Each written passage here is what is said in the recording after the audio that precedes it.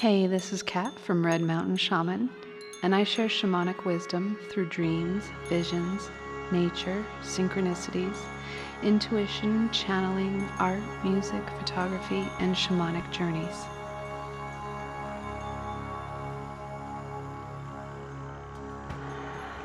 Welcome back to my channel. Today's episode is Channeling Yeshua from March 24th, 2022. Entitled The Manipulation of Our History, Part 2. So if you haven't watched Part 1, I would go back and watch that, because this is a series of channelings that is in chronological order.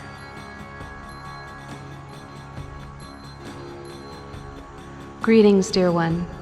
As you now see my form in red robes, this is symbolic. I come in red as a sign that all will be set right, and the blood that was shed in my name shall be avenged with love and with honor.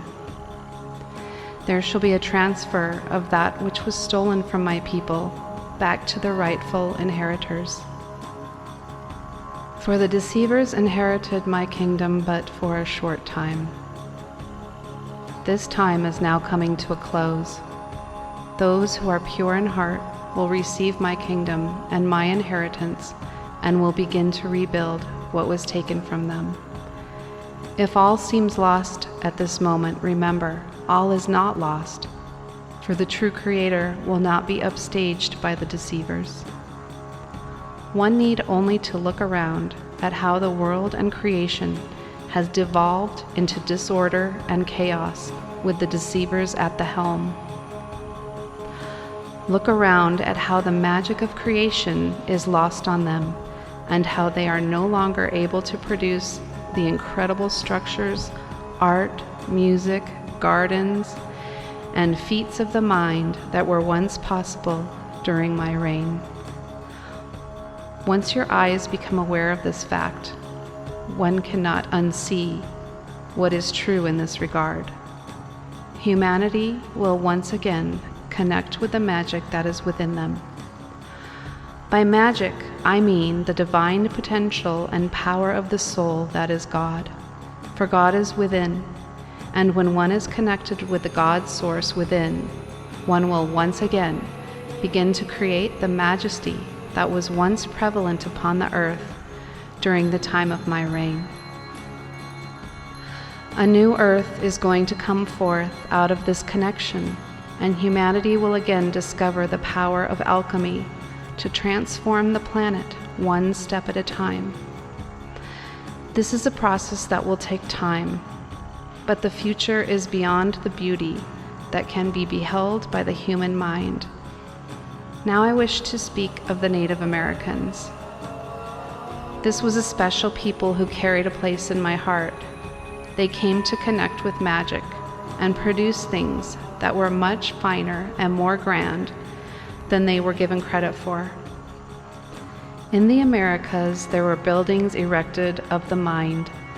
By this I mean they were so deeply connected to God Force energy that they were able to construct things of such a stature that one in this current age cannot fathom how they were made, even with the most modern of tools and technology. Take, for example, the Salt Lake City Temple. This structure has portholes of such precision that no tool available at that time was able to produce such a thing. This building was erected in a place that has powerful ley lines and energy, which aided in the construction of it. Also note that this building is at least 40 feet underground. There was no excavation machines available at that time period in which it was constructed. The spires at the top worked as energy conductors. This was indeed a sacred place that was used to commune with the Most High. It was also used for healing. The people at the time were in a different form and were connected to their light bodies or higher spiritual selves. It is difficult for the human mind to grasp this, as you are now in a much denser energy and body. But this is so, and many will be working their way back to this state of being as the earth and humanity begin to ascend. I am returning, and my consciousness will flood the earth with love and harmony. harmony with nature and God. All else will be exiting this planet in due time. I understand these concepts may be difficult to digest for many who have been taught lies by the deceivers. But as they have been allowed for a short time of free reign, we can now learn and see the contrast in their consciousness, which is disconnected from the Creator, to the majesty of Christ consciousness. You may see pockets of Christ consciousness on the earth, but nothing like it once was when the deceivers were bound for 1,000 years. They will be bound again. This is my promise. Amen and amen. So it's very interesting that I am consistently seeing Yeshua in these red robes. He also often has a sword with him when I see him as he's speaking to me. And I had an interesting shamanic journey in which I journeyed into another realm to see if I could meet another being that I knew or part of my spirit family. And I came upon this beautiful golden angel, and he had a cape on, and he took off the cape and he laid the cape over the mud, and that inside the cape it was a red lining. So there's something with this red. It was almost like he was rolling out this red cape for me to step over the mud. And then another journey that I had, I was on a horse, a white horse, and we were on a trail, and suddenly the trail turned into like a red carpet.